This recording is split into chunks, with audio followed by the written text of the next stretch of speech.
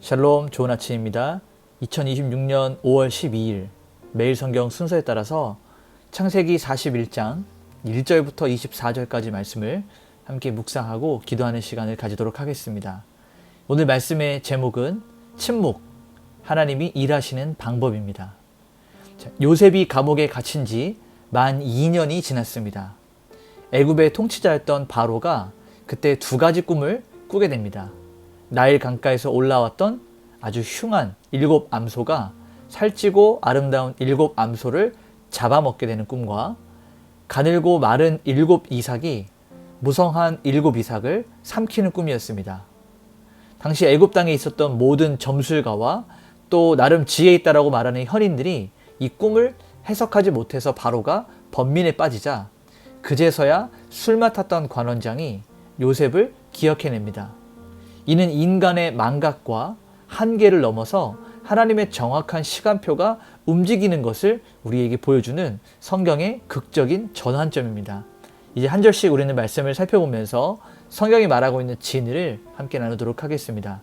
먼저 첫 번째 단락은 1절부터 8절까지 말씀인데요. 여기에는 하나님의 그 시간표, 만 2년 후에라고 하는 그 시간을 함께 다루고 있습니다. 자, 1절부터 4절을 보게 되면 만 2년 후에 바로가 꿈을 꾼즉 자기가 나일 강가에 서 있는데 보니 아름답고 살찐 7 암소가 강에서 올라와 갈밭에서 뜯어먹고 그 뒤에 또 흉하고 파리한 다른 7 암소가 나일 강가에서 올라와 그 소와 함께 나일 강가에 섰더니 그 흉하고 파리한 소가 그 아름답고 살찐 7 소를 먹은지라 바로가 곧 깨었다가.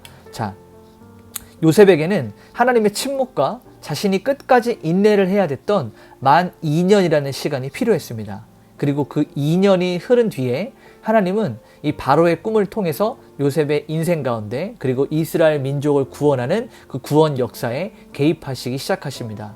자, 살찐 소가 이 흉하고 마른 소에게 잡아먹히는 아주 상식 밖에 있는 이런 꿈은 이 애굽이 앞으로 풍요가 있고 나서 그 이후에 닥칠 재앙에 대해서 완전하게 잠식될 것을 보여주고 있습니다.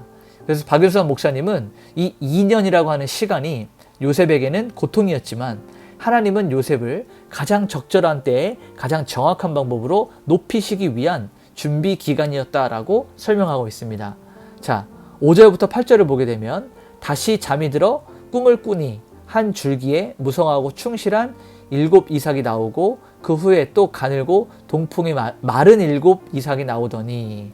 자, 아침에 그의 마음이 번민하여 사람을 보내어 애굽의 점술가와 현인들을 모두 불러 그들에게 그의 꿈을 말하였으나 그것을 바로에게 해석하는 자가 없었더라 라고 말하고 있습니다. 자, 꿈이 반복해서 나온다라고 하는 것은 그 사건이 확정되었다라는 것과 그 확실성과 더불어 긴급성을 나타내고 있는 겁니다. 당시에 그 시대의 최고의 지인들이라고 불렸던, 그러니까 지식인들이라고 불렸던 애굽의 현인들이 침묵했다라고 하는 것은 인간의 이 세속적인 지혜로는 하나님의 그 크고 놀랍고 위대하신 그 하나님의 경륜을 깨달을 수 없다라는 것을 보여주는 대목입니다.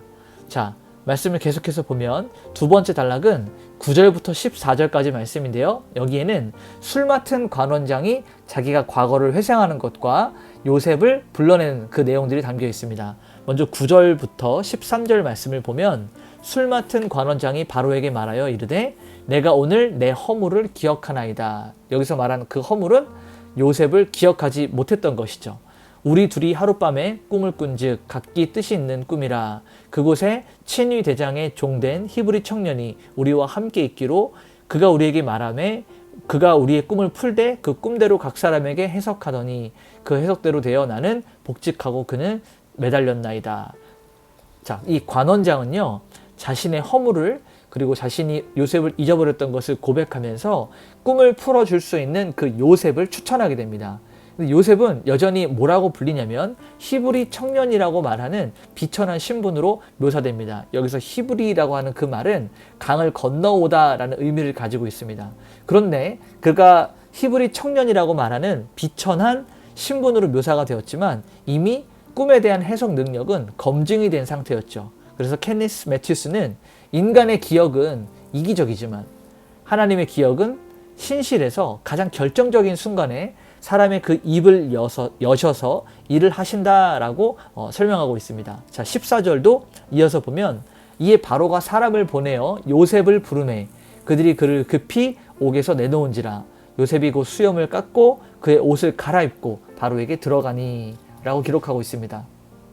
자, 여기서 급히라고 하는 그 단어를 통해서 우리는 이 상황이 지금 얼마나 긴박하고 긴장감이 넘치는 순간인지를 깨달을 수 있습니다. 요셉은 이 수염을 깎고 애굽의 예법에 맞춰서 옷을 갈아입고 이 죄수에서 왕 앞에 서는 자로 이제 신분의 정체성이 변화되는 것을 우리는 볼 수 있습니다.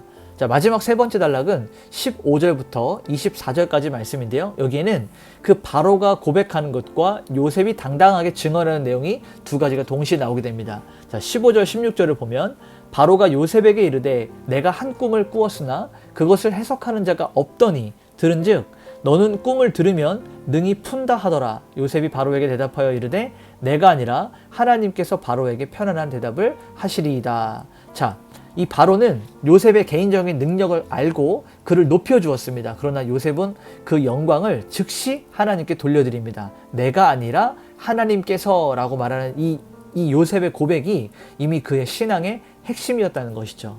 그래서 브루스 월키는 요셉이 세상의 권력자 앞에서도 비굴하지 않고 여호와만이 참된 계시, 참되게 깨닫게 하시는 주인이심을 당당하게 선포하였다라고 말하고 있습니다. 자, 17절부터 24절을 보게 되면 마지막 부분인데요.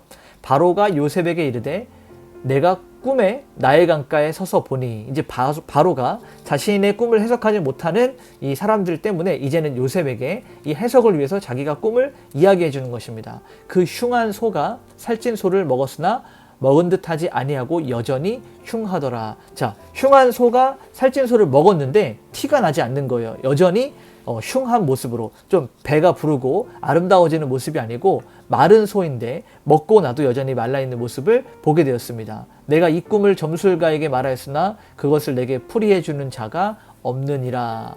자, 바로는 꿈의 내용을 아주 상세하고 아주 정확하게 다시 한번 진술하면서 자신의 그 괴로움과 번민을 이 요셉 앞에 드러냅니다. 먹었으나 여전히 흉하다라고 했던 이 표현을 통해서 이 앞으로 먼저 풍년을 겪고 나서 이제 흉년이 다가오게 될 것인데 그 흉년이 얼마나 극심했던지 앞에 있었던 풍년을 기억하지 못할 정도로 압도적이었던 것을 앞으로 보여지게 될 것입니다.